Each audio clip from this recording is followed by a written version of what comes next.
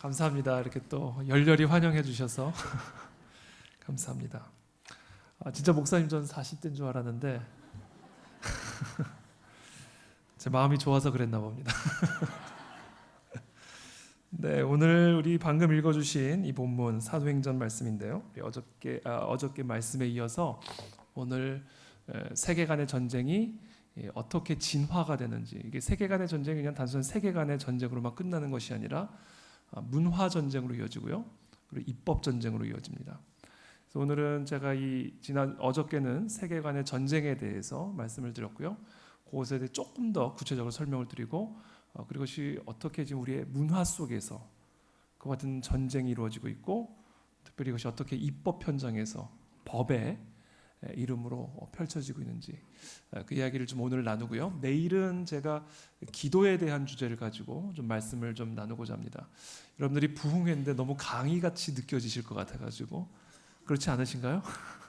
최대한 제가 강의처럼 느껴지지 않기 위해서 노력을 하고는 있는데, 기존의 부흥회에 아마 익숙했던 분들은 조금 생소하게 느껴지실 수도 있는 것 같아요. 근데 사실 저도 부흥회에서 이 강의를 한 건 처음입니다. 그래서 그러나 사실 부흥회가 어떤 방식에 있는 것이 아니라 결국 우리의 영혼이 깨어나는 것에 부흥회의 목적이 있는 것이기 때문에, 우리의 영혼이 깨어나는 방법에는 단 하나의 방법만 있는 건 아닙니다. 그래서 우리가 어떤 식으로든 어떤 방법으로든 우리의 잠들어 있는 영혼들이 깨어나고, 우리의 잠들어 있는 믿음이 다시 살아나고, 우리의 잠들어 있는 기도가 다시 살아나는 그런 이 부흥의 기간들이 되시기를 예수님의 이름으로 축복합니다. 오늘 본문에 읽어보면 우리가 이 대제사장 아나니아라고 하는 대제사장이, 그러니까 유대교 율법주의자죠, 대제사장. 이 대제사장 아나니아라는 사람이 더들로라는 변호사를 대동하고 사도 바울을 끌고 벨릭스 총독 앞으로 가서 고발하고 있는 내용이 오늘 우리가 함께 읽은 본문 내용입니다. 그러면서 지금 다음과 같은 내용으로 지금 사도 바울을 고발하고 있는 겁니다. 3절에 보면 벨릭스 각하여, 우리가 당신을 힘입어 태평을 누리고 또 이 민족이 당신의 선견으로 말미암아 여러 가지로 개선된 것을 우리가 어느 모양으로나 어느 곳에서나 크게 감사하나이다. 당신을 더 괴롭게 아니하려 하여 우리가 대강 여짜옵나니 관용하여 들으시기를 원하나이다. 그러면서 5절에 이렇게 이야기하죠. 우리가 보니 뭐예요? 유대교적 세계관으로 보니입니다. 율법주의적 세계관으로 내가 지금 이 사도 바울이라는 사람을 보니 이 사람은 위대한 사도가 아니라 전염병 같은 자다. 내 이 유대교적 율법주의적 세계관으로 보니 이 사람이 전하는 내용은 복음이 아니라 전염병이다. 그래서 이 사람이 전하는 모든 내용들은 사람들의 생각과 세계관을, 그리고 그들의 행함들을 병들게 만드는 전염병 같은 자다.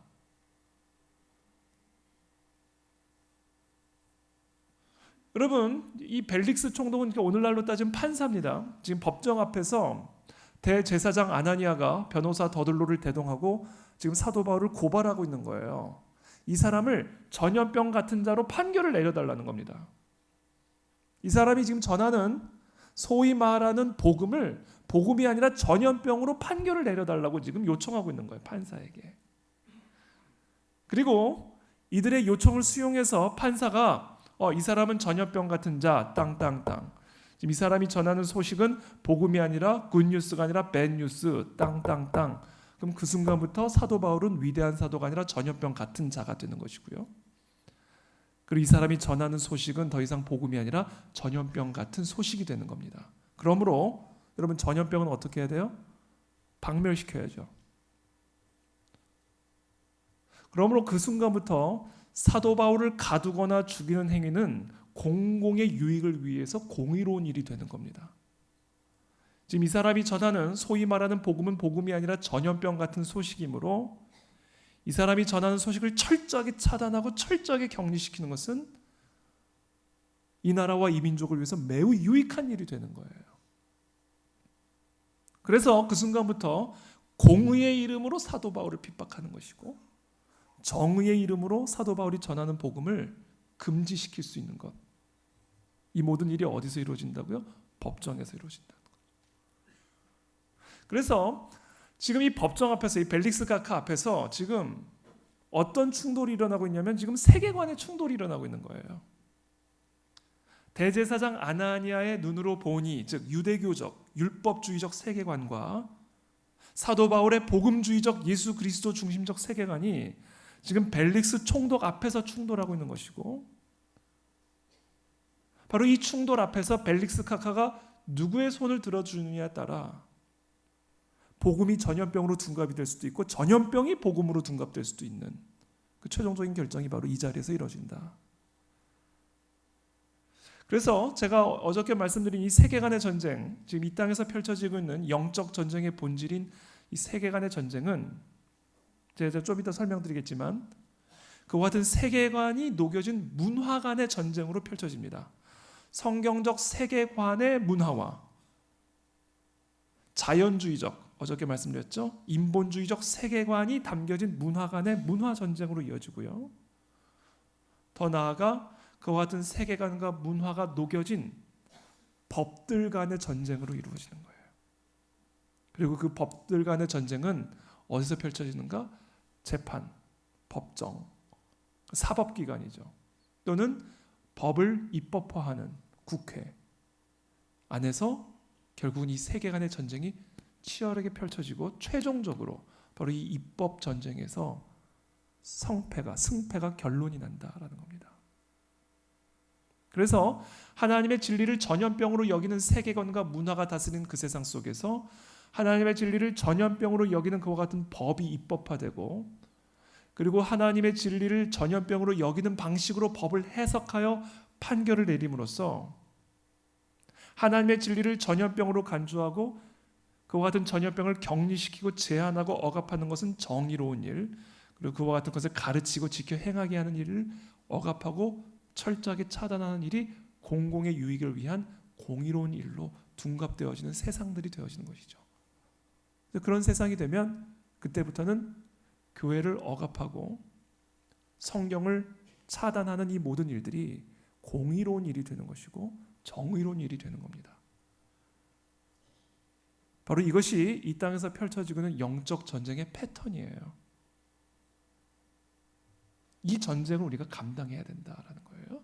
그래서 오늘의 주제는 바로 이와 같은 이야기들을 오늘 좀 구체적인 실예들을 가지고 함께 이야기를 좀 나눠보도록 하겠습니다.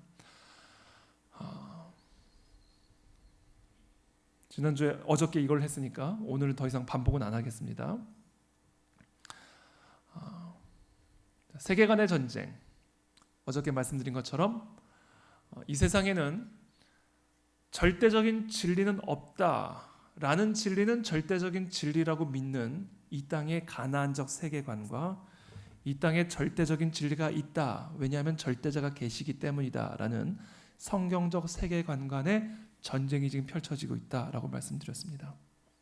이 세상을 다스리고 있는 소위 말하는 자연주의적 세계관은 하나님을 인정하지 않고 절대자를 인정하지 않기 때문에 절대적 기준이나 절대적 진리나 절대적 삶의 질서나 원칙이나 윤리적 기준도 인정하지 않는다. 그래서 이와 같은 세상에서는 무엇이 선하고 악한지, 무엇이 옳고 그른지를 누가 결정한다? 내가 결정한다. 여러분이 결정하면 된다.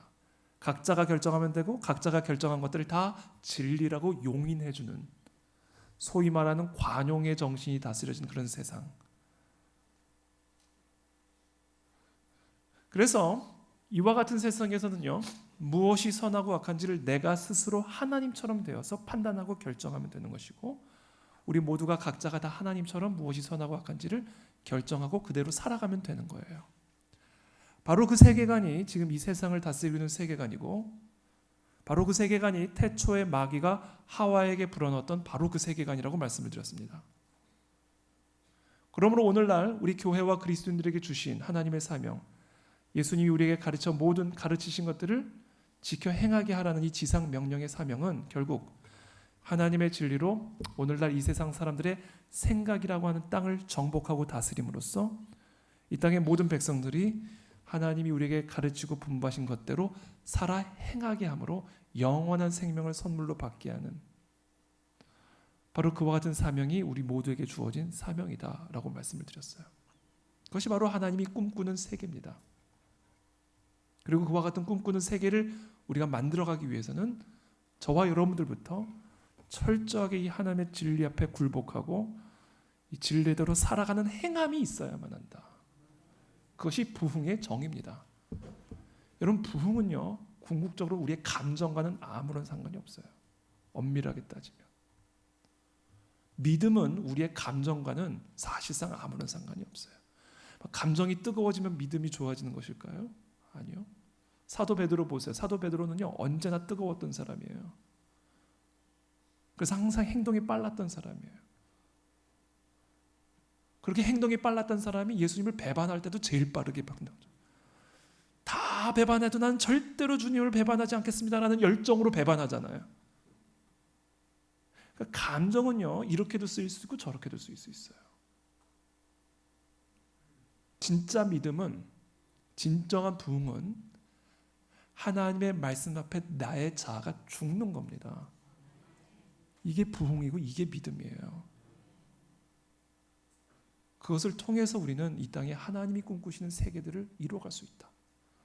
진짜 하나님이 우리의 주인이 되셔서 우리를 통하여 정말로 하나님이 원하시는 세상을 우리의 가정과 교회와 이 나라와 이 민족 가운데 세워가실 수 있다. 저는 이 시간 하나님의 말씀 앞에 우리 모든 자아가 죽는 은혜가 있게 되기를 축복합니다. 우리의 교만한 목이 꺾이는 역사들이 일어나게 되기를 축복합니다. 그것이 부흥이다. 그것이 결국 성경적 세계관의 회복의 의미입니다. 그것이.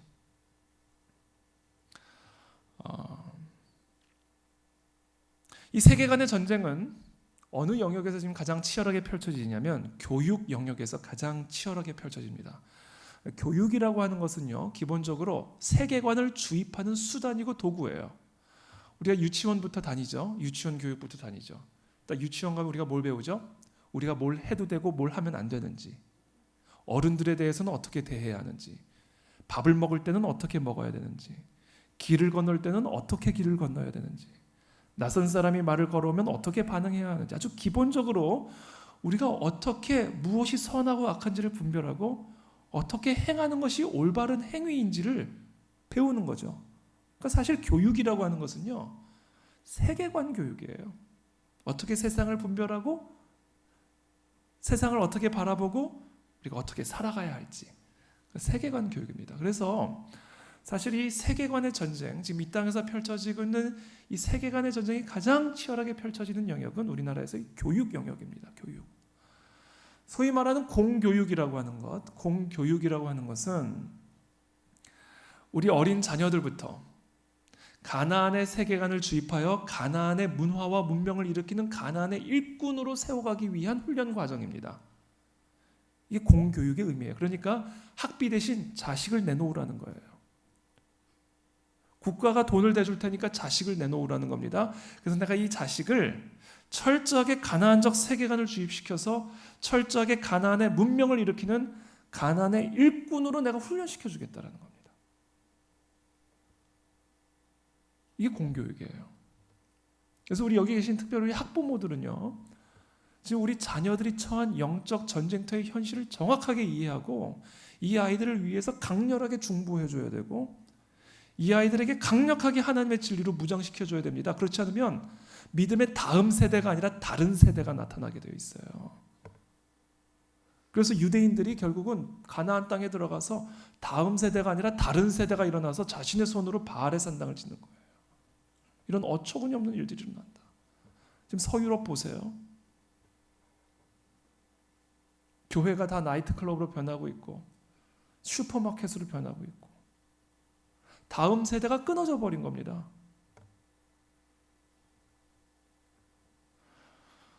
그래서 저는 우리 이 땅에 특별히 대조동 순복음 교회뿐 아니라 이 땅의 모든 교회들이 특별히 자녀 세대, 차세대죠. 우리의 믿음의 유산을 이어받아 이 땅의 교회를 계속해서 세워가게 될, 이 땅에 계속해서 하나님의 세계를 꿈꾸며 하나님의 세계를 이루어가게 될 우리의 자녀 세대들을 철저하게 하나님의 진리로 무장시키고 이 진리대로 살아가도록 훈련시키는 일이야말로 우리가 감당할 수 있는 최고의 선교적 행위요, 우리가 행할 수 있는 최대의 애국적 행위입니다, 여러분.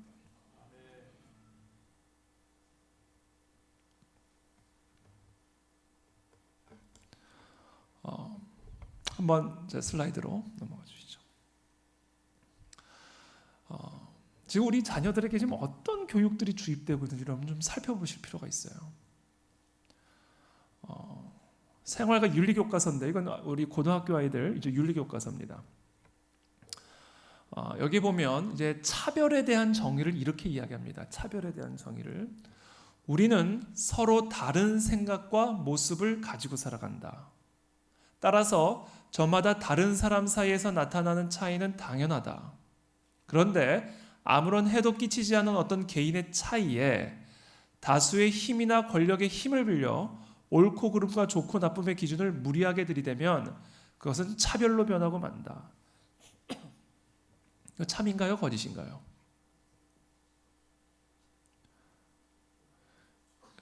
그럼 너무 경계하는 표정을 지시는 것 같아요. 공교육이라고 다 거짓말만 하는 건 아니에요.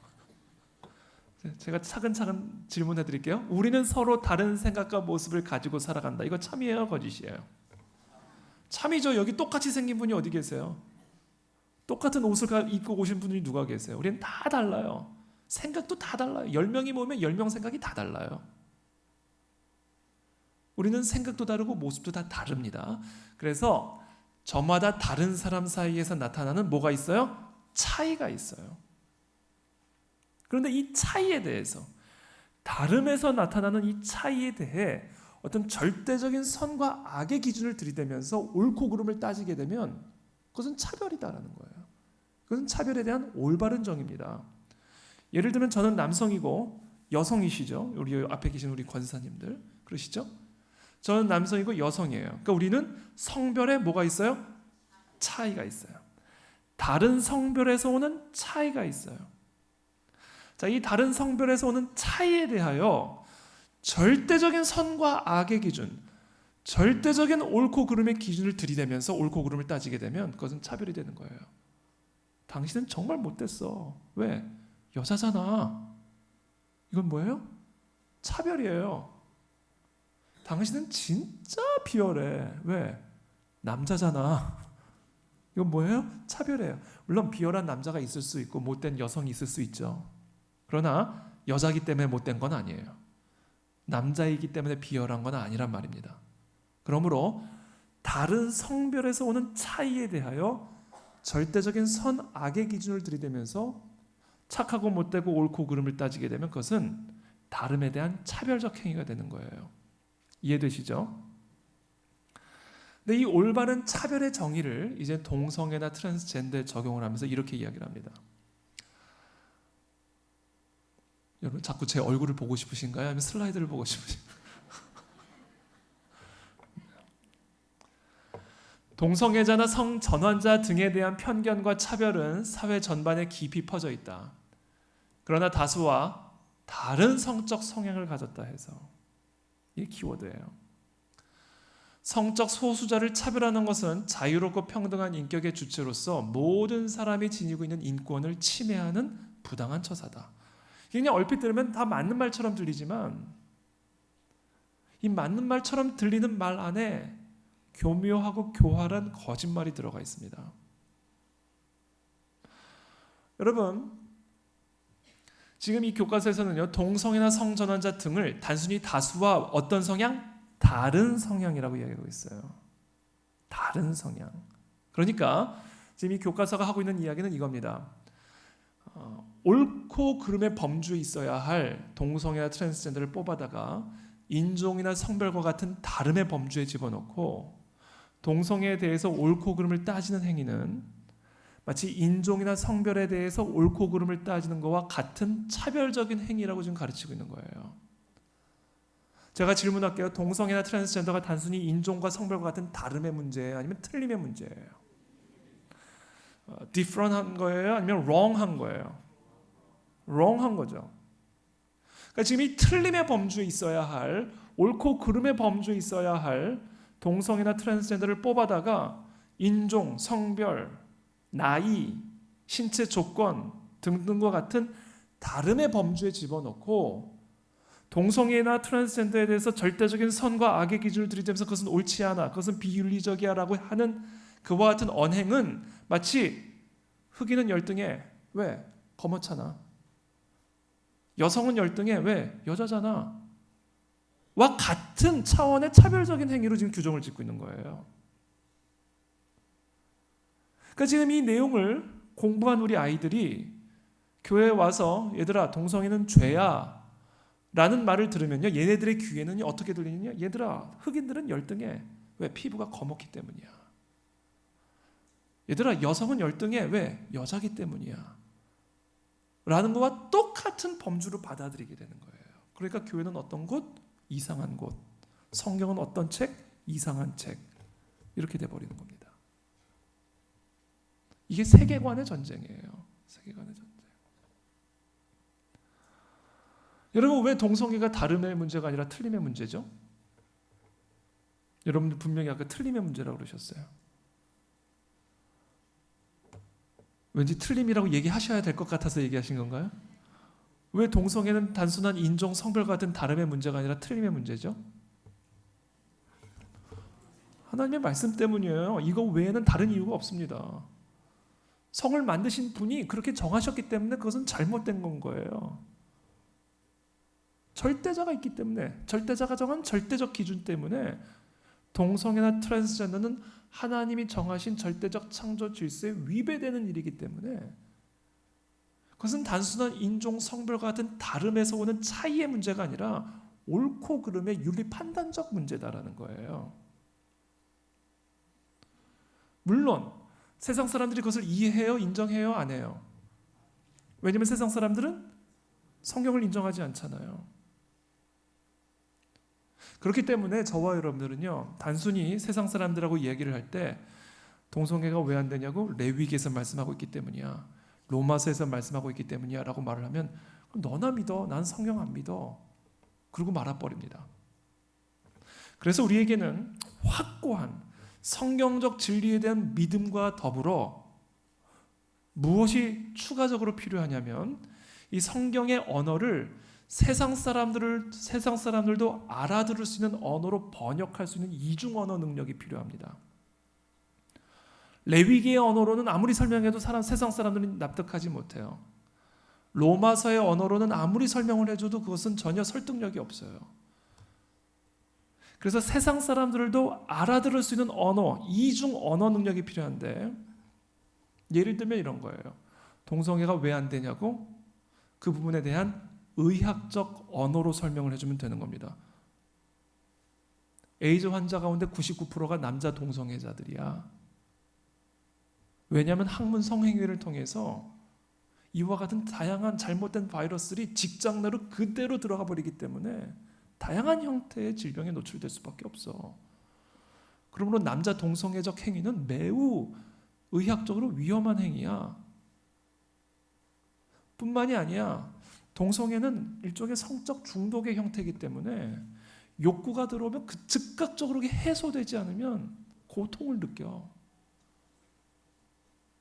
그래서 이것이 하면 할수록 만족이 되어지는 것이 아니라 하면 할수록 더 하고 싶어지기 때문에 결국은 우울증에 빠지는 거야. 그래서 동성애자들은 일반인들보다 4-5배 더 우울증 환자가 되는 비율이 더 높고, 그래서 자살률도 일반인에 비해 1-2배가 더 높은 거야 라는 형태의 의학적 언어로 번역을 해서 이야기를 해줘. 아, 이거 하면 안 되겠구나 라는 설득이 되어지는 겁니다.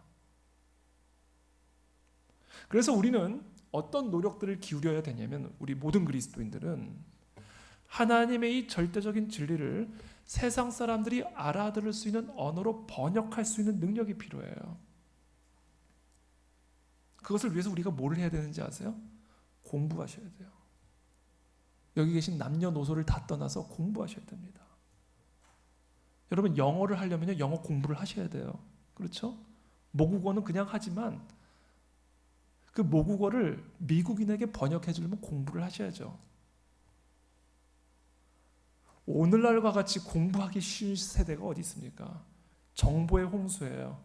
여러분 조금만 관심 가지시면요, 유튜브부터 다양한 자료들이 인터넷에 떠다닙니다. 그래서 여러분들이 조금만 관심을 갖고 공부를 하시면 얼마든지 이 하나님의 진리를 세상 사람들이 알아들을 수 있는 언어로 번역해서 설명할 수 있는 능력을 갖출 수가 있다. 특별히 교회적으로도 이 노력을 함께 기울일 필요가 있습니다. 그래서 이런 영역들에 대하여 성경적 진리로 설명해 줄 수 있는 전문가 그룹들, 변호사나 의사나 교사나 교수들을 초빙해서 성도들을 지적으로 무장시켜 줘야 됩니다. 그래야 세상 사람들하고 이게 변증이 가능해져요.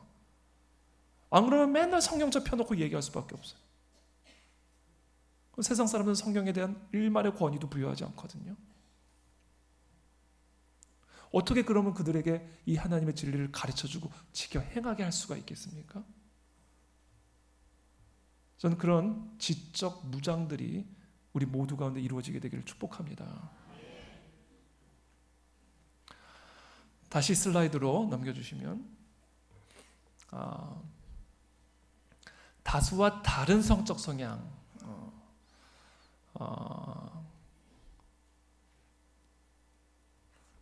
제가 요 슬라이드 그냥 가만히 내버려둬 주세요. 제가 금방 돌아올 테니까. 제가 한번 우리 중학교 선생님을 한번 제가 크리스천 한 방송국에서 방송을 진행할 때에 한 중학교 선생님을 저희가 한번 게스트로 모신 일이 있습니다. 이분이 중학교 선생님인데 목사님 사모님이기도 하셨어요. 자기 학교에서 아이들에게 이 동성애의 보건적 문제에 대해서 한번 설명을 해준 일이 있었대요. 자유롭게 이제 뭐 강의 주제를 정해서 할 수 있는 그런 어떤 시간들이 있었던 모양입니다. 그래서 이분이 이 동성애 보건적 문제에 대해서 이제 강의를 하셨는데 한 학생이 신고를 한 거예요, 교육청에. 신고하라고 교육하니까. 어떤 이유로? 다름에 대하여 차별적 언행을 했다라는 거예요, 선생님이. 그래서 이 아이가 이제 신고를 한 겁니다. 그래서 이제 교육청에서 감사가 들어오고 막 징계위원회가 막 소집되고 착수가 되니까 이 선생님이 이제 얼마나 마음이 떨리겠어요. 그래서 저희가 한번 방송에 모셔서 피해 사례로 아니 관용이라며, 다 열린 사회라며. 그래서 제가 그분을 이제 모셔다가 이제 게스트로 이제 인터뷰를 하는데 그분 얘기가 이거예요. 공부를 잘하는 애들일수록 매우 친동성애적이래요. 당연하죠. 이 교과서 내용을 달달달 외는 애들이에요. 공부 잘하는 애들은. 정확하게 이해하는 애들이에요. 여러분 자녀들 가운데 혹시 공부 잘하는 아이들 있으시면 한번 질문해 보세요. 동성애에 대해서 어떻게 생각하는지. 요 얘기를 아마 그대로 읊을 겁니다. 동성애는 옳고 그름의 문제가 아니라 인종, 성별과 같은 다름의 문제이므로 동성애에 대해서 어떤 절대적인 윤리적인 기준을 가지고 옳고 그름을 따지는 행위는 다름에서는 차이에 대해서 옳고 그름을 따지는 차별적 행위입니다 라고 정확하게 얘기할 거예요. 왜요? 그렇게 배웠으니까. 공부 잘하는 사람들의 특징입니다. 그래서 학교 안에서 공부 잘하는 아이들, 모범생일수록 매우 친동성애적이래요. 그런데 공부는 안 하고 맨날 축구만 하는 애들은 매우 반동성애적이래요. 아주 동성애에 대해서 반대한대요. 그래서 그 얘기를 들으면서 공부를 조금 못하는 게 은혜가 될 수가 있겠구나 생각이 들었어요. 이 거룩한 양심이 보존이 되는 거예요. 왜? 가나안의 교육이니까 저게 지금.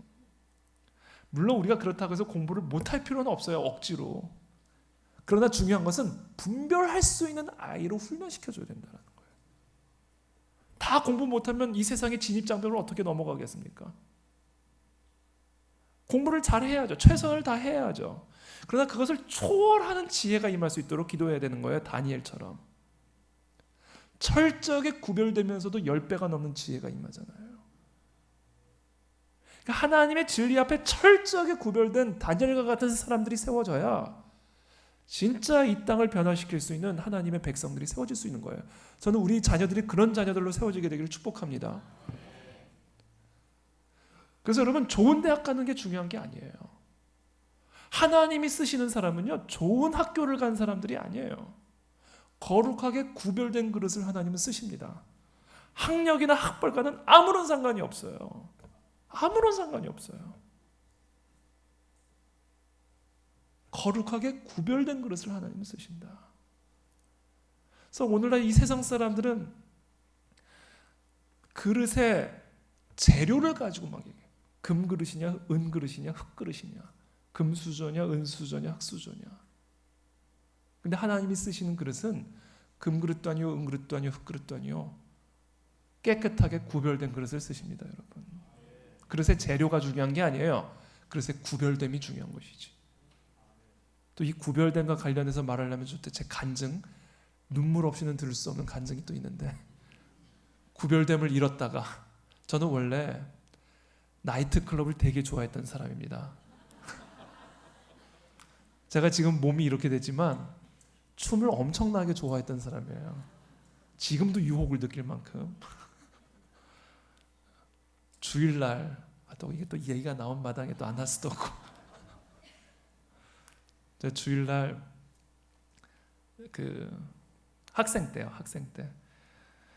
제가 이제 그 저녁 예배를 가려고 이제 성경책을 들고 딱 나가는데 갑자기 제 방에 전화가 온 거예요. 따르릉 전화를 받았더니 제 친구예요. 태희야, 나이트 가자. 저는 나이트 가자는 제안이 오면요 2번 생각하지 않아요. 그냥 가는 거예요. 제안이 오면 그냥 가는 겁니다. 제가 그래서 교회를 가려고 딱 거룩한 포즈로 나서다가 성경책을 두고, 그리고 제가 항상 나이트 갈 때마다 입던 그 무대 의상이 따로 있었습니다. 그래서 이 무대 의상으로 갈아입고 나이트 클럽으로 갔죠. 신나게. 교회 빠지고 가기가 더 재밌어요. 참고로 그 전화를 줬던 친구는 교회 친구였어요. 신나게 춤을 추고 돌아오는데, 그날 제가 저희 부모님 차를 빌려 타가지고 가져갔거든요. 저희 집에 거의 다 와서 이제 유턴을 하려고 하는데 어떤 차가 그대로 와서 제 운전석을 갖다 받아버렸어요. 죽는 줄 알았어요. 유턴을 하는데 이 차가 속도를 줄이지 않고 그대로 와서 그냥 갖다 받아버린 거예요. 제 운전석 쪽을. 제가 차 안에서 붕 떴습니다. 차 안에서. 안전벨트를 했음에도 불구하고. 그때 순간 죄를 짓다 죽으면 어떻게 되냐 이거. 그냥 두려움이 확 들어오는 거예요. 여러분, 죄를 짓다 죽으면 어떻게 돼요? 이거 지옥 천국을 떠나서 얼마나 억울해요.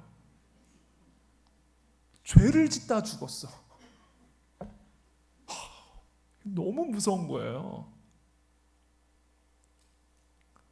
여러분, 죄를 짓다 죽는 분들 많습니다. 웃을 일이 아닌데 왜 웃으시는지를 모르겠네. 웃을 일이 아닌데. 그래서 제가 중간에 확 떴어요, 차 안에서. 그러고 나서는 이제 차 문을 열고 나오려고 그러는데 문이 열리지가 않는 거예요. 그래서 어떻게 가까스로 정신이 하나도 없는 거죠. 문을 간신히 열고 딱 나왔는데 이제 완전히 이제 아수라장이 된 거예요, 그 도로가. 그래서 이제 깨진 유리창 조각들을 밟고 서서 이제 경찰이 오기를 이제 기다리고 있는데, 그때 제가 태어나서 처음으로 제 안에 계신 성령님의 음성을 들었어요. 저는 그때까지 성령님이 제 안에 계시다는 말만 들었지 진짜 계신 줄은 몰랐어요. 근데 그 사고 현장에서 제 안에 계신 성령 하나님의 음성을 태어나서 처음 듣게 됐습니다. 그 말씀의 흔적은 지금도 여전히 제 안에서 요동치고 있어요. 그 말씀이 뭐였는지 아세요? 태희야, 나는 네가 구별되기를 원한다 했어요. 구별되기를 원한다.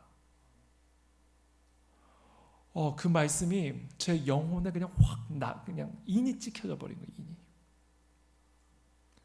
아주 부드러우면서도 단호한 음성이었습니다. 그래서 제가 그 순간부터 구별된 삶이란 뭘까?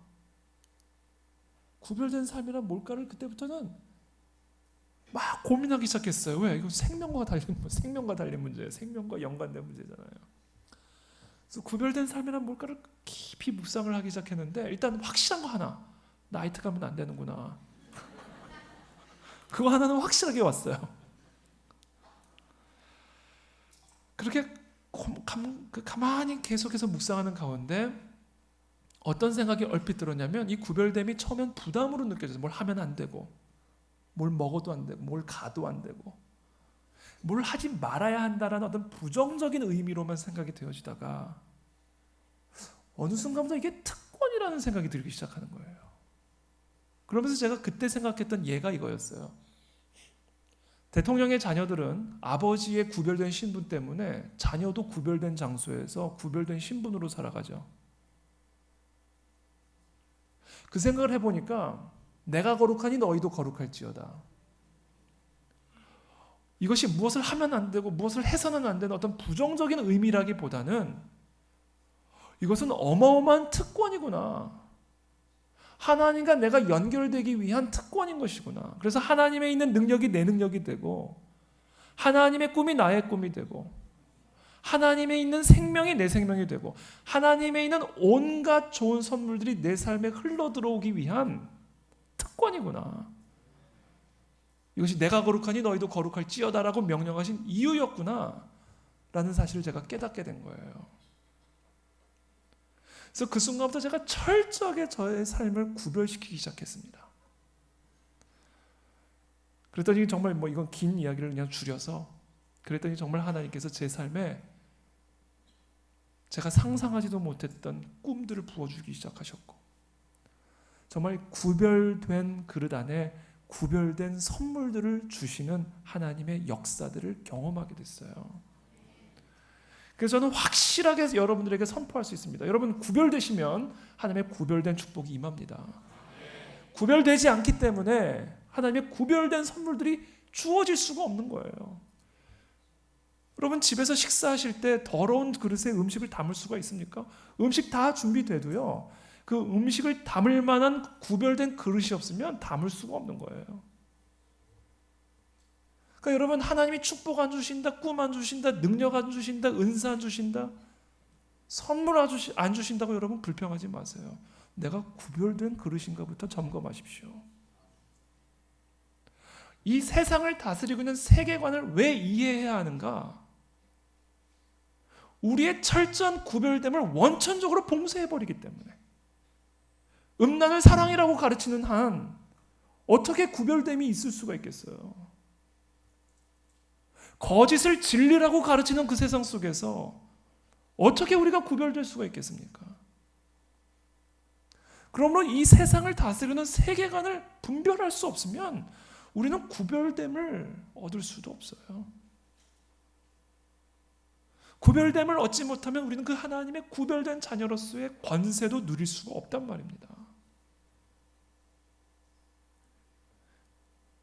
그래서 사탄 마귀는요, 누구를 제일 두려워하는지 아세요? 공부 많이 한 사람을 두려워할까요? 세상적 지위가 높은 사람을 두려워할까요? 아니요. 구별된 사람을 제일 두려워합니다. 그래서 사탄은요, 우리의 구별됨을 허물어뜨리는 일에 집중하는 거예요. 그리고 그 허물어뜨리기 위해서 집중하는 수단, 도구, 방법이 뭔지 아세요? 사람들의 사상과 세계관을 오염시켜 버리는 겁니다. 그래서 복음을 전염병으로 여기게 만들고 전염병을 복음으로 여기게 만들어 버리는 거예요. 그렇게 사람들의 관점만 바꿔놔 버리면요, 쉬워요. 알아서 하니까. 알아서 구별됨을 버리니까. 관점만 바꿔놔 버리면.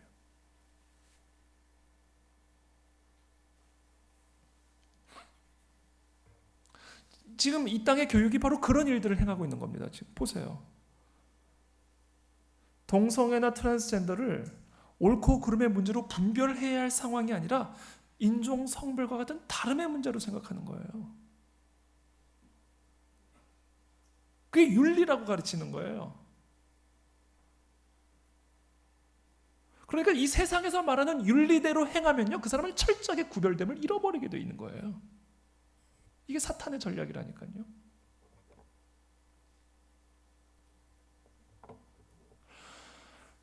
여러분, 그 법률 용어에서 가장 무서운 단어 중에 하나가 뭐냐면요, 등이란 단어입니다. 등. 동성애자나 성전환 자 등 이렇게 돼 있죠. 등. 등이란 단어가 왜 무섭냐? 아무거나 들어갈 수 있는데 완벽하게 감출 수 있어요. 여러분 지금 저기 등 안에는요 100여 가지가 넘는 성적 성향들이 들어가 있습니다. 그 중에 대표적인 것이 동성애, 트랜스젠더 등등등. 그 중에 어떤 것들이냐면요, 페도필리아라고 하는 소아성애가 있어요. 어린 애들만 보면 성적인 흥분을 느끼고 어린 아이들하고만 그런 관계를 갖는 성향의 사람들을 일컬어 소아성애자라고 이야기합니다. 소아성애자들은 자신이 갖고 있는 그와 같은 소아성애를 선천적이라고 주장합니다. 타고난 것이기 때문에 윤리적으로 판단하지 말라고 이야기합니다. 그럼 죽으란 이야기냐? 이 이야기예요. 지금 동성애자들의 논리랑 똑같아요. 나는 타고났다, 동성애를. 그러니까 나에 대해서, 이 동성애적 성향에 대해서 절대적인 선과 악의 기준을 들이대는 것은 여성으로 태어난 사람, 남성으로 태어난 사람 또는 흑인으로 태어난 사람의 피부색을 가지고 성별을 가지고 옳고 그름을 따진 것과 동일한 차별적 행위라고 주장하는 겁니다. 제가 오늘은 충분한 설명을 못 드리겠지만 동성애는 선천적인 것 절대 아닙니다, 여러분.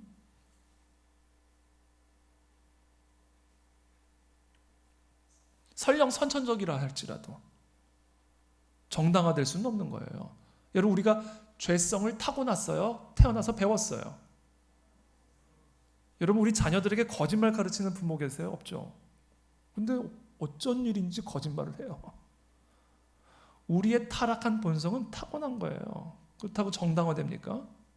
타고났으니까, 선천적이니까 모든 것이 정당화될 수 있는 건 아니에요.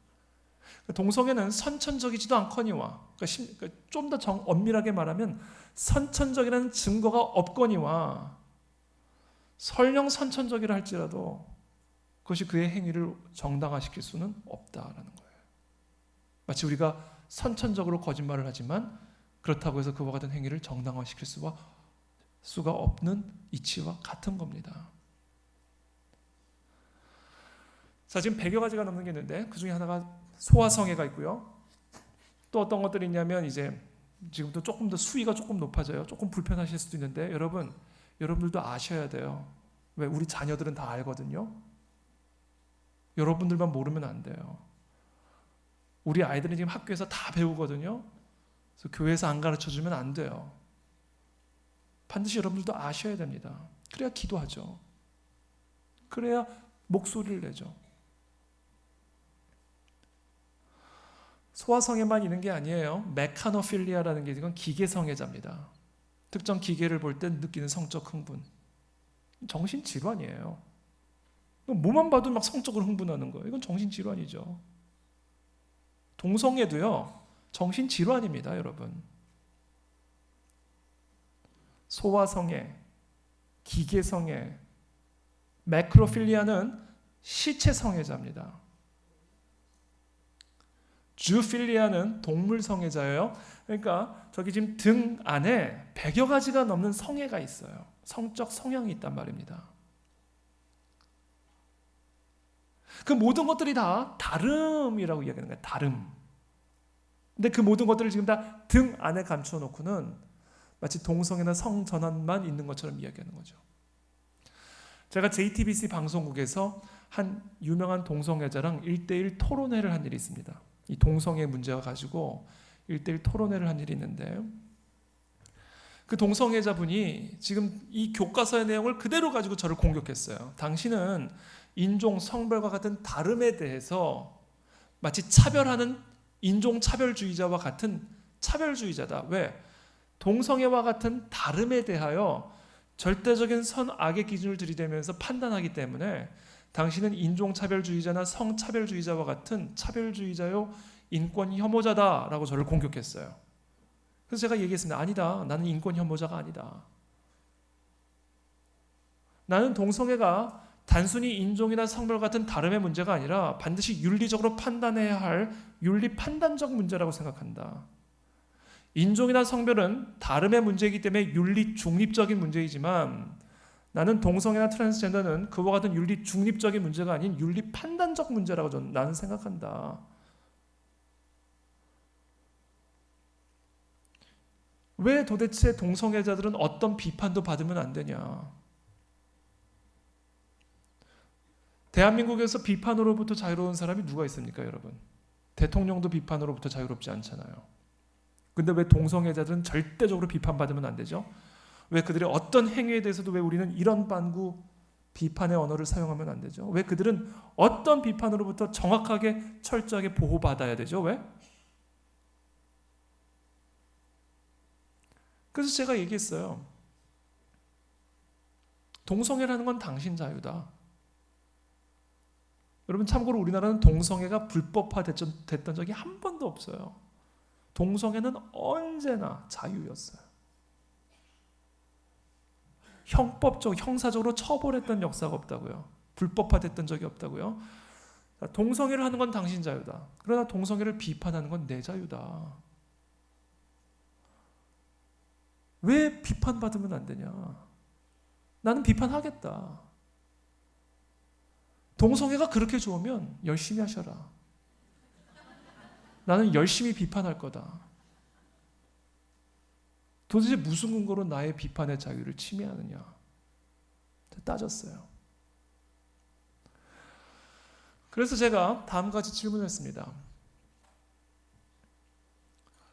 당신이 동성애를 지금 다름의 문제라고 이야기를 하는데, 그래서 이 동성애에 대해서 비판하는 것을 인권 혐오, 차별이라고 이야기를 하는데, 자, 그렇다면 일부 다처제주의자에 대해서는 어떻게 생각합니까? 그랬어요. 그랬더니 이 사람이 뭐라고 얘기하는지 아세요? 절대로 안 된대요. 여성의 인권을 침해하는 내용이래요.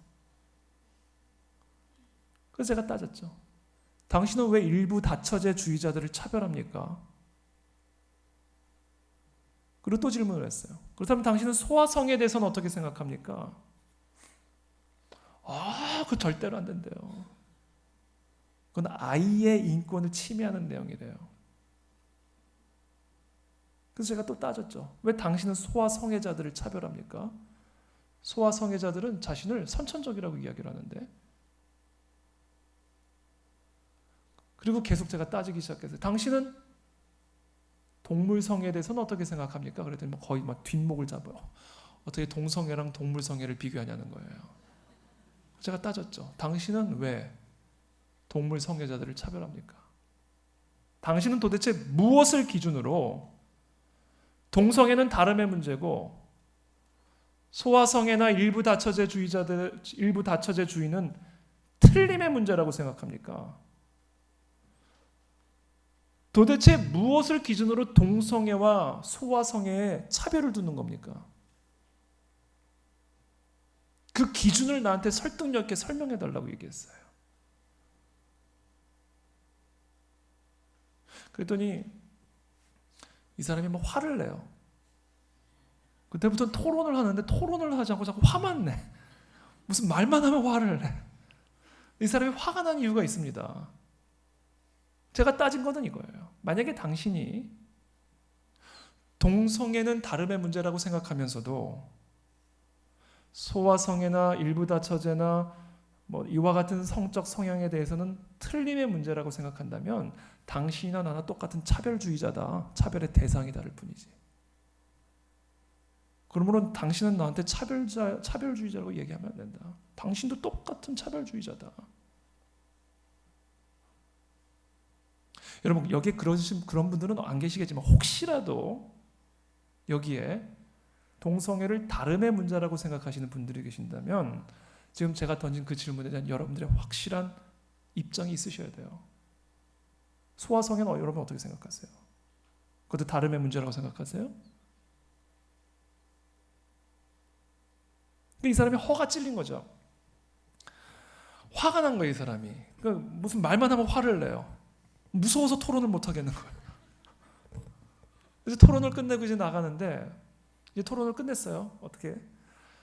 그리고 이제 끝났으니까 이제 인사를 하러 가는데 그래도 마무리는 아름답게 해야 되잖아요. 여러분 어디서 어떻게 만날지 모르는데 험악하게 끝나면 안 되잖아요. 그래서 마무리는 아름답게 하려고 인사를 하러 갔어요. 그랬더니 이분이 저한테 악수를 하러 간 저에게 소리를 질렀어요. 뭐라고 소리 질렀는지 아세요? 당신은 성폭행범이야! 그랬어요. 웃을 일이 아니에요. 제가 욕을 들어봤지만 성폭행범이라는 욕은 제가 태어나서 처음 들어봤어요. 그리고는 다시는 안 만날 사람처럼 막 엘리베이터를 향해 달려나가더라고요. 그러고 나서 엘리베이터 앞에서 또 만났어요. 같은 엘리베이터 타고 한 사람은 하늘 보고 한 사람은 땅 보고 이제 내려왔는데 여러분 그 사람이 그렇게 화가 난 이유가 있습니다. 그 이유가 뭔지 아세요? 그 사람이 정말로 할 수밖에 없는 대답, 그리고 하고 싶었던 대답은 사실 이거 하나예요. 이게 뭐였는지 아세요? 사실은 다 된다예요. 그 사람이 원한다면. 이게 이 사람이 할 수밖에 없고 하고 싶었던 대답입니다. 근데 차마 그 대답을 카메라 앞에서는 할 수 없는 거예요. 당연히 할 수 없죠. 일반 시민들이 그 이야기를 들었다 생각해보세요. 소화성애, 그 사람이 원하면 되죠. 동성애나 소아성애나 다 동일한 다름의 문제입니다. 여러분 차별하지 마세요. 라고 말을 했다고 한번 상상해 보세요. 일반 시민들의 반응이 어떻겠는지. 지금 동성애자들은 자기를 사회적 소수자, 사회적 약자의 프레임을 가지고 동성애를 반대하는 사를 억압하는 사회적 다수자라는 프레임을 가지고 지금 공격하고 있단 말이에요. 근데 카메라 앞에서 동성애나 소아성애나 그건 다 다름의 문제이죠. 그 사람이 원하면 다 됩니다. 라고 이야기를 했다고 한번 가정해 보세요. 그들의 전략에 차질을 빚는 거죠. 뭐야, 사회적 약자라고 생각했더니 이거 완전히 이상한 사람들이네. 소아성애도 된다고? 이렇게 될 거 아니에요. 그러니까 이 사람이 화가 난 거예요. 하고 싶은 말을 할 수 없으니까.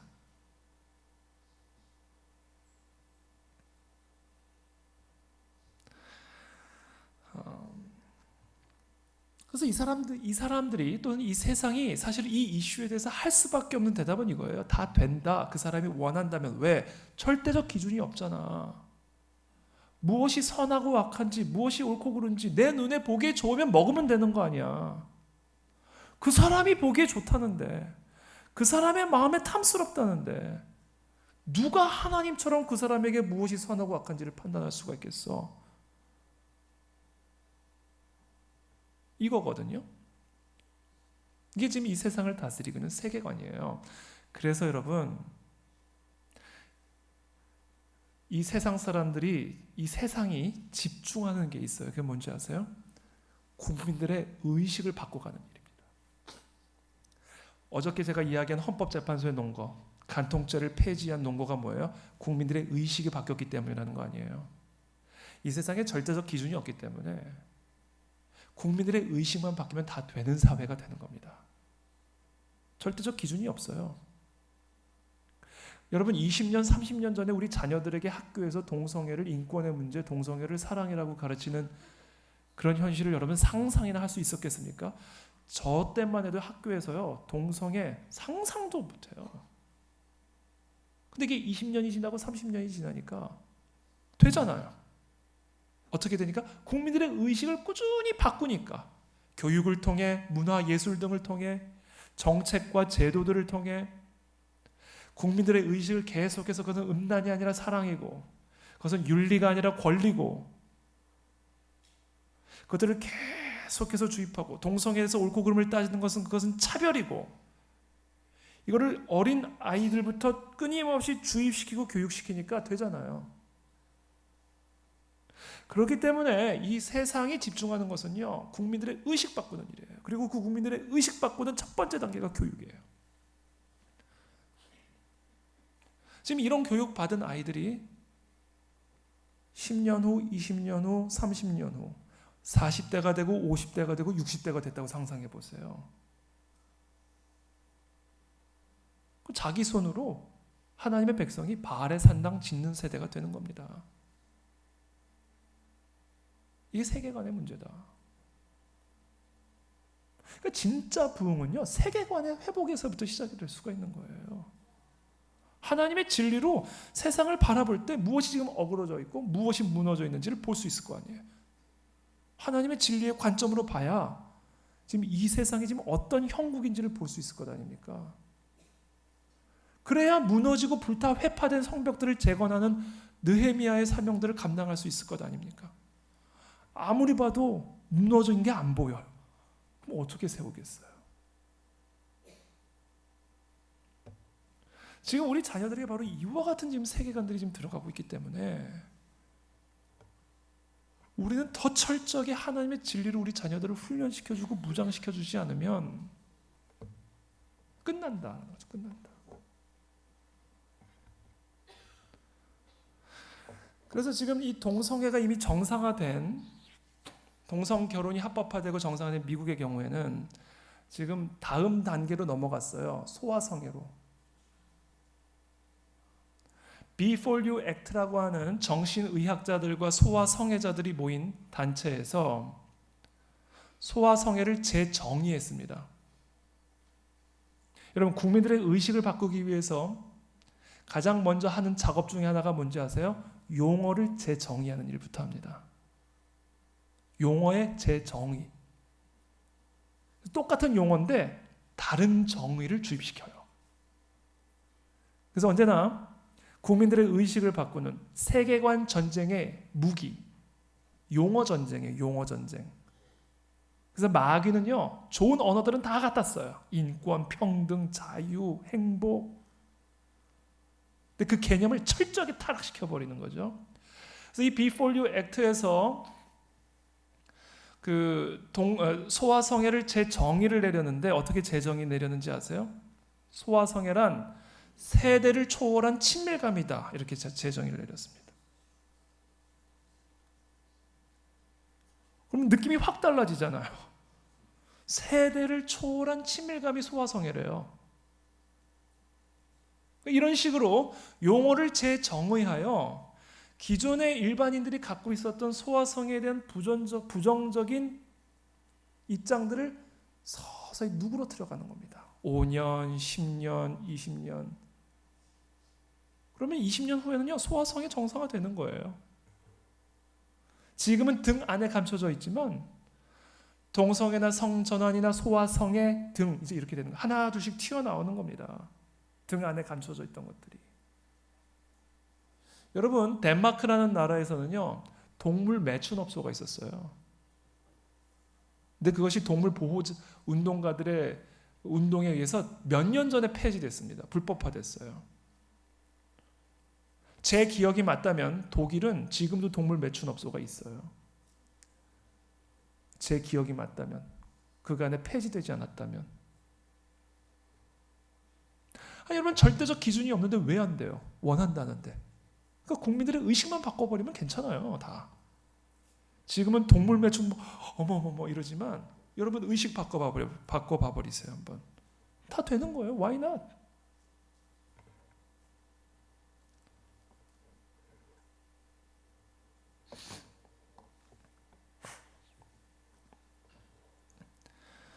그래서 여러분, 지금 이 흐름들이 그대로 가잖아요. 그냥 이 흐름이 세상의 소금이요 빛된 교회와 성도들의 반격이 없이, 저항이 없이 그냥 그대로 이 세상의 흐름대로 그대로 가버리잖아요. 교회는 이런 흐름에 대해서 전혀 이해하지도 못하고 우리의 자녀들이 지금 어떤 상황에 방치되어 있는지도 전혀 모르고 그냥 우리끼리 안에서 예배드리고 종교생활하는 이런 패턴들이 그냥 계속해서 지속돼 버리잖아요. 그럼 어느 순간 하나님이 필연적으로 확 다 씻어내버리는 때가 옵니다. 한 번은 이렇게 청소를 하셔야만 하는 때가 온다고요. 왜? 하나님은 거룩하시니까. 이 죄악이요, 차잖아요. 찰 때까지는 몰라요. 그냥 차잖아요. 하나님이 반드시 심판하십니다. 한번 싹 쓸어내리는 때가 와요. 통으로. 하나님이 그 모든 죄악들을 한번 싹, 개인도 마찬가지입니다. 개인도. 근데 그 개인뿐이 아니라 통으로, 나라와 민족이라고 하는 통으로 하나님이 그 안에 있는 모든 더럽고 부패한 것들을 싹 쓸어내는 때가 온다고요. 두 가지 방식으로 이루어집니다. 그와 같은 일이. 첫 번째는요, 심판의 형태로 그와 같은 일이 이루어질 수 있어요. 마치 노아의 홍수 때처럼. 사람이 생각하는 게 다 악하기만 할 뿐이다라는 사실을 하나님이 보시고 한 번 다 싹 쓸어내버리시는 일을 하잖아요. 노아의 가족만 빼고. 시죠, 시. 새로운 출발을 위한 시. 노아의 가족만 빼고 비를 내려서 온 세상의 모든 생명체들을 다 쓸어내버리는 물청소를 감행하시잖아요. 심판이에요. 물론 하나님께서 그 이후로 다시는 이와 같은 물심판을 하지 않기로 약속하셨기 때문에 노아의 홍수의 형태와 같은 심판으로 아마 이루어지지는 않을 겁니다. 그러나 그에 준하는 형태의 심판이 통으로 임할 거다. 그 나라와 민족 안에 모세가 살든 다윗이 살든 모세의 후손이 살든 그냥 통으로 다 심판을 받는 때가 온다. 다 통으로 쓸려나가는 때가 온다. 이게 심판이에요. 그것이 전쟁일 수도 있어요. 경제난일 수도 있습니다. 심각한 자연재해일 수도 있어요. 하여튼 죄악에 묻혀 잠들어 있던 이 땅의 백성들이 화들짝 놀라 깨어날 수 있는 어떤 그런 사건들을 허락하실 거다. 이게 심판이에요. 그거는 개인의 영역에서도 동일하게 나타납니다. 두 번째 방식이 있습니다. 이와 같은 흐름들을 방치해 두다가 하나님이 이 모든 것들을 한번 다 쓸어내고 소멸시키는 두 번째 방식인데 그게 뭐냐면 바로 부흥이에요. 부흥. 심판의 불이 아닌 성령의 불을 내려서 잠들어 있는 이 땅의 영혼들의 영적 각성을 일으킴으로 그들의 관점의 비늘들을 벗기고 그래서 그들의 행위와 삶의 변화들을 통하여 이 땅에 강력한 개혁의 물결들을 일으키는 부흥의 방식, 영적 각성의 방식으로 이 일을 행하신다는 거예요. 여러분 전자를 원하세요? 후자를 원하세요? 당연히 후자를 원하죠. 그렇기 때문에 지금 이와 같은 우리의 위기 속에서 이 땅의 모든 교회와 성도들은요, 마치 느헤미야가 하나님을 통해 예루살렘의 모든 성벽이 다 무너지고 회파됐다는 소식을 듣고 그냥 그 자리에 주저앉아 수일 동안 금식하며 슬피 울었듯이 지금 이 땅에 무너진 성벽들, 저 북한 땅에 무너진 저 성벽들, 이 땅에 무너진 가정의 성벽, 교육의 성벽, 이 땅에 무너진 교회의 성벽, 거룩의 성벽, 여러분 그것을 바라보면서 정말 우리는 주저앉아 슬피 울며 부르짖어야 될 때다. 그것을 우리가 제대로 감당하지 않으면 심판의 형태로 거룩의 회복이 일어날지도 모른다. 제가 어제도 말씀드렸잖아요. 예루살렘을 아끼지 않으신 하나님이 서울을 아끼시겠어요? 이스라엘을 아끼지 않으신 하나님이 대한민국은 아끼시겠냐고요. 그래서 저는 이 땅의 모든 그리스도인들이 마음에 두려움과 떨림을 갖고 나의 죄악과 이 나라의 이민족의 죄악을 하나님 앞에 회개하며 다시 한번 이 땅에 1907년과 같은 영적 각성의 은혜를 허락하여 주옵소서. 우리는 이것을 위해서 목 놓아 부르짖어야 된다. 그것만이 살 길이다.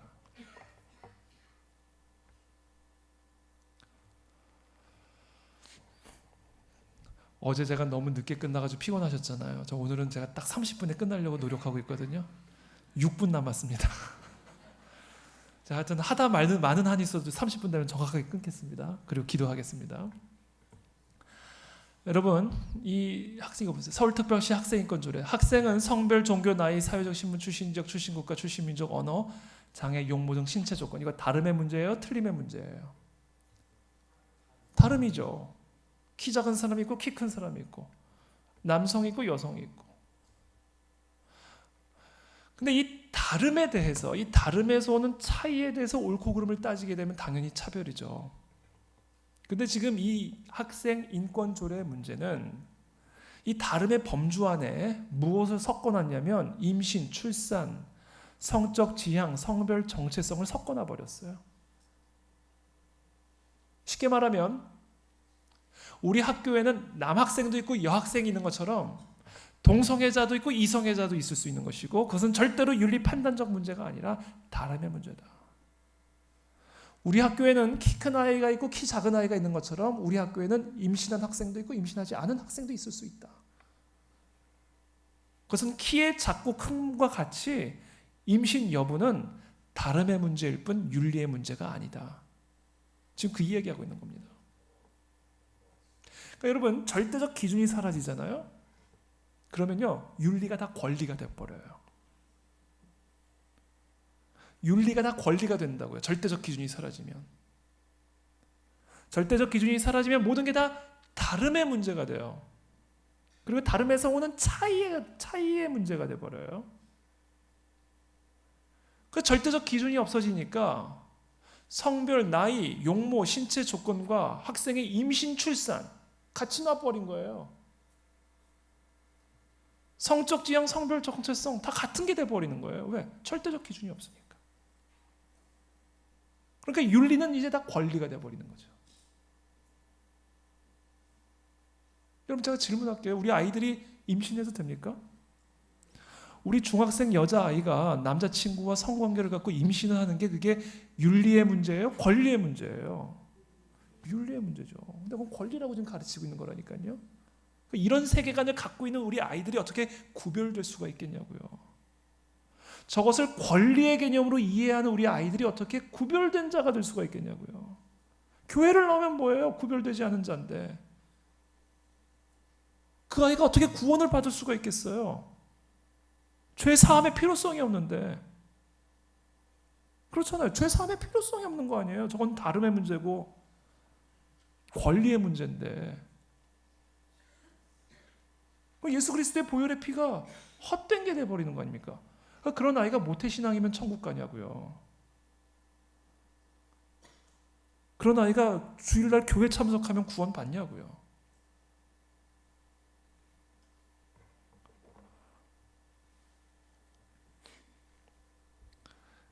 이게 지금 영적 전쟁이라는 거예요.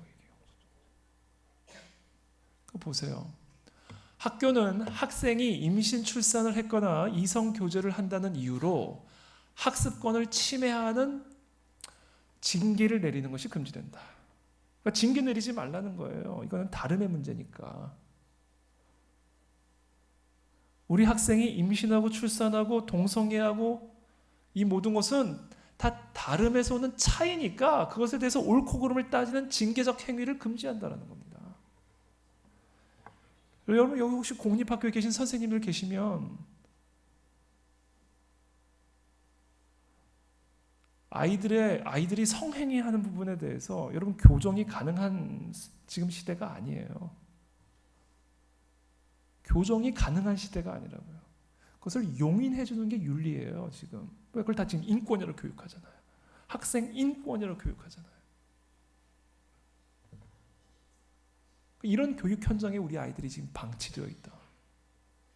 그렇다면 우리 교회는 얼마나 더 강력해져야 되겠습니까, 여러분? 지금 우리 교회가 예전처럼 그냥 하던 대로 그냥 해서 되겠냐는 거죠, 지금.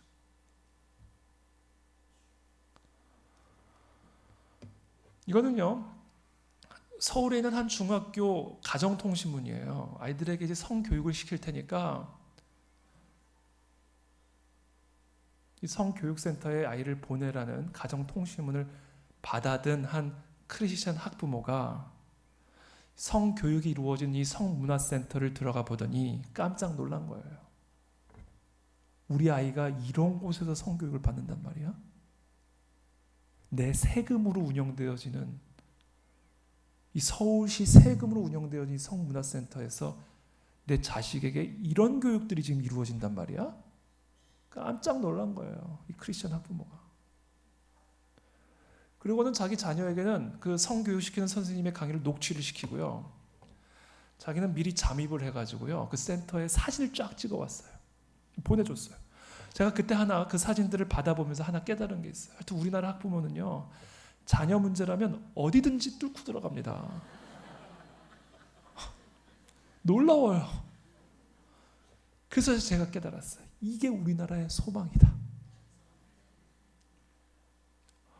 어디든지 뚫고 들어갈 수 있는 이 땅의 학부모만 진짜 우리 자녀들에게 지금 어떤 세계관이 주입되고 있는지만 제대로 깨닫게 된다면 이 나라는 뒤집힌다. 여러분, 만약에 우리 자녀들에게 상한 음식을 학교에서 먹였다. 배탈이 났다. 한 번은 봐주는데 두 번이 반복되고 세 번이 반복되다. 그럼 가만히 계시겠어요? 항의하시겠어요? 생각보다 별로 여러분 배만 아니면 괜찮은가? 당연히 항의하죠. 우리 자녀들에게 상한 음식을 먹였는데 가만히 있을 부모가 어디 있어요? 근데 여러분, 상한 음식 먹어서요 배탈 나도요 화장실 가서 설사 몇 번 하고 나면 깨끗해져요. 괜찮습니다. 너무 먹는 것 가지고 너무 그렇게 안 하셔도 돼요. 뭘 먹어도 오늘날 애들은 다 잘 먹고 잘 살아요. 근데 여러분, 이 어린 시절에 잘못된 사상이 한번 들어가 버리잖아요. 잘못된 세계관이 한번 들어가 버리잖아요. 인생이 끝장나 버립니다. 제 주변에도요, 젊은 시절에, 특별히 대학 시절에 잘못된 사상, 잘못된 세계관 한번 들어가 버려가지고요, 평생을 고생했는데 자기는 왜 고생하는지를 몰라. 그러니까 그 세계관 속에 들어가 버리면요, 자기를 점검할 수 있는 능력을 상실해 버려요. 그러니까 왜 자꾸 넘어지는지, 왜 자꾸 벽에 부딪히는지, 왜 하는 일마다 다 무너지는지 몰라요, 자기는. 그 분노만 쌓여요. 세계관의 문제인데. 그러니까 신앙생활을 해도요, 그런 분들은요, 절름발이에요, 절름발이. 뭔가 좀 하는 것 같은데 결국 안 해. 그러니까 기도를 어느 깊이 들어가는 것 같은데 어느 순간 튕겨져 나와요. 신앙이 자라지를 못해요. 왜? 그 젊은 시절에 한 번 들어와 버린 잘못된 세계관이 신앙을 밀어내요, 자꾸. 완전히 떠나지는 못해요. 걸쳐 있기는 해요. 그런데 깊이 들어오는 것을 차단합니다, 그 세계관이. 이게 무서운 거예요. 그래서 평생을 고생해요, 보면. 너무 안타깝죠. 근데 평생만 고생하면 그나마 다행이에요. 영원한 생명을 잃어버릴 수 있다니까요, 여러분. 이 영적 전쟁이 펼쳐지는 것이 교육 현장이에요. 여러분, 하나님만 우리를 향해 꿈을 갖고 있는 게 아닙니다. 하나님은 우리 자녀 세대들을 향한 꿈을 갖고 계시죠. 하나님만 갖고 계신 게 아니요, 마귀도 우리 자녀를 향한 꿈을 갖고 있습니다, 여러분. 그 마귀의 꿈이 펼쳐지고 있는 현장이 교육 현장이에요.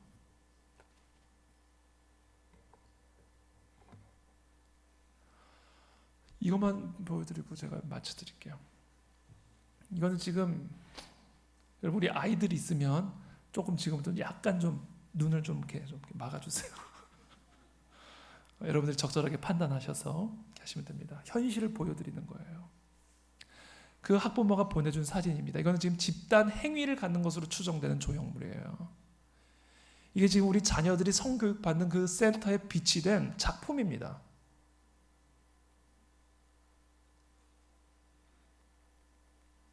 자위행위죠. 욕망의 자유다. 그러니까 우리 안에 있는 욕망을 푸는 거는, 그거는 윤리의 문제가 아닌 자유의 문제라고 가르치는 거예요. 싸워야 할 문제가 아니라 누려야 할 문제로 가르치는 겁니다.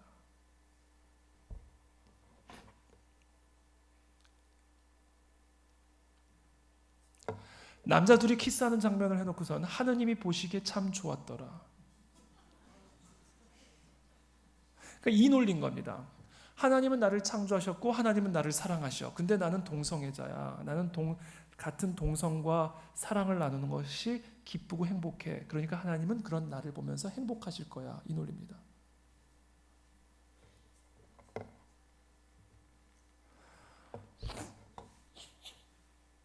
그 성교육 내용의 녹취를 제가 들었어요. 여자 선생님인데 이렇게 강의합니다. 얘들아, 관계는 언제 가져야 되지? 그 선생님은 정확하게 S 용어를 썼어요. 근데 우리 아이들이 있으니까 제가 중화된 용어로 쓰는 겁니다. 관계는 언제 할 수 있지? 그랬더니 학생이 이렇게 얘기합니다. 결혼한 다음에요. 그렇게 얘기했어요. 그러니까 선생님이 그러면 결혼하지 않은 사람은 관계를 가지면 안 되겠네? 그런 거예요. 갑자기 질문이 묘하게 틀어지잖아요. 그러니까 이 아이가 답을 못하고 가만히 있었어요. 그래서 이 여자 선생님이 이렇게 얘기합니다. 얘들아, 관계는 언제 갖느냐는 중요한 게 아니야. 어떻게 안전하게 갖느냐가 중요한 거야. 그러면서 피임 실습 교육을 시켜줍니다. 그러니까 지금 우리 자녀들에게 주입되는 성교육은 기본적으로 이거예요. 성관계는 언제 갖느냐가 중요한 게 아니라 안전하게 갖는 게 중요하다. 왜? 애나 어른에게나 누구에게나 인간의 성적 욕구는 본능적 욕구이므로 그것을 마치 결혼이라고 하는 언약적 테두리 안에서만 누릴 수 있는 관계로 이야기를 하는 것은 그것은 누구에게나 있는 성적 욕구를 억압하는 억압적 윤리관이다. 그러므로 그와 같은 억압적 윤리관으로부터 해방하고 자유케 하여 언제 성관계를 갖는 게 중요한 게 아니라 어떻게 안전하게 관계를 가느냐가 중요한 것을 가르치는 것이 지금 이 땅의 윤리교육이에요. 그래서 안전한 성관계법을 가르쳐주는데 두 가지입니다. 첫 번째는 피임, 두 번째는 합의. 합의하여 피임하면 괜찮은 겁니다. 누구든. 이게 지금 우리 자녀들에게 가르쳐주는 성윤리 교육이에요.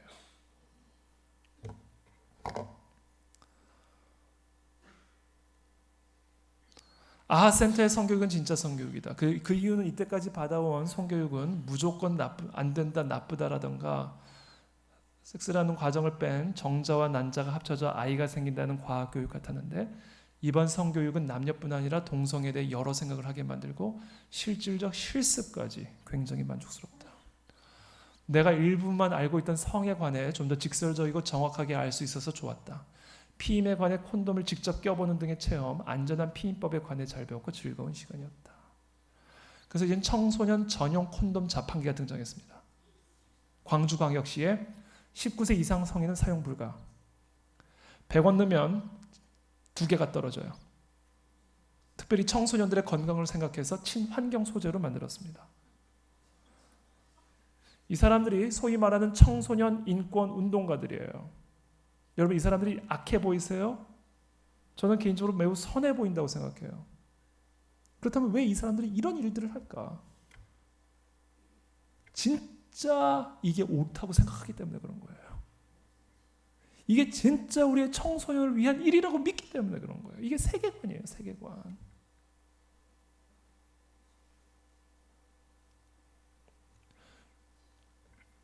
그러니 이 사람들의 생활은 어떻겠어요? 여러분 생각해 보세요. 그런 세계관 속에서 구별됨을 지킬 수가 있겠냐고요. 정말 이 이야기만 하고 전 마칠게요. 할 얘기는 더 많은데 을지대학교 간호학과 무슨 교수가 성 경험이 있는 중학생 아이들을 상대로 설문조사를 했습니다. 성 경험이 있는 중학생 아이들을 상대로 설문조사를 했는데 어떤 설문조사를 했냐면 첫 성관계를 언제 가졌는지를 질문했어요. 성 경험이 있는 중학생 아이들 가운데 첫 관계가 언제였는지를 질문했을 때 응답자 남중생의 63.7%, 여중생의 56.2%가 중학교 입학 전이라고 대답했습니다. 그러니까 지금 이 설문조사는 지금 우리나라의 초등학교 아이들이 성관계를 갖고 있다는 이야기예요. 근데 이 충격적인 설문조사를 내놓으면서 이 사람이 말한 대책이 뭔지 아세요? 대책이? 지금 우리나라에서 초등학교 아이들도 성관계를 갖고 있습니다 라고 이야기를 하면서 그러므로 우리는 이렇게 해야 합니다 라고 하면서 한 말이 뭔지 아세요? 조기 피임 교육이 절실하다. 아니 이게 대책입니까? 아직 우리나라의 초등학교 아이들이 성관계를 갖는데 조기 피임 교육이 절실하다는 게 대책이냐고요. 합의하고 피임하면 초등학교 아이들도 성관계 가져도 되는 겁니까? 된다는 거예요. 왜? 절대적 기준은 없잖아요. 왜 안 돼요? 원한다는데, 합의하겠다는데.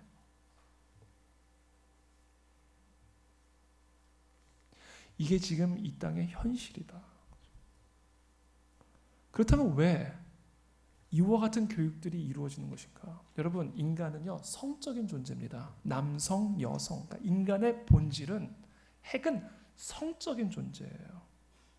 그래서 이 성적인 부분에 대해서 왜곡이 돼 버리잖아요. 그럼 인간 자체가 왜곡돼 버려요. 여러분, 음란한 사람이 기도할 수 있을 것 같으세요? 날마다 집에서 음란한 동영상을 보는 사람이 예배를 드릴 때 신령과 진정으로 예배 드릴 수 있을 것 같으세요? 불가능한 일입니다. 그러니까 어린 시절에 음란을 사랑으로 가리키고 음란을 윤리가 아닌 권리의 문제로 가르치는 이와 같은 교육, 합의하고 피임만 하면 누구든 성관계를 가질 수 있다는 이와 같은 세계관 교육이 주어지면 그 아이의 그 인간성 자체가 왜곡되어 버리고 절대로 하나님을 자신의 하나님으로 섬기는 구별된 자로 살아가기가 어려워져 버린다. 이게 지금 마귀가 우리 자녀들에게 하고 있는 짓이에요. 그리고 그와 같은 짓은 바로 이 세계관 교육으로 이루어지고 있다. 그렇기 때문에 우리는 지금 이 땅에서 펼쳐지고 있는 이 영적 전쟁의 본질을 정확하게 이해하고 하나님의 진리로 무장하여 거룩하고 구별되게 하나님 앞에 살아감으로써 이 땅에 진정한 개혁과 부흥의 역사가 일어나기를 소원하며 헌신하게 되기를 축복합니다. 시간이 많이 갔기 때문에 지금 사실은 제가 아직 3분의 1도 못한 얘기인데 그러나 이것으로도 저는 충분하다고 생각합니다. 그래서 오늘 이 시간 우리 함께 한번 합심하여 기도하고 우리 목사님께서 나오셔서 또 기도해 주시면 좋을 것 같은데,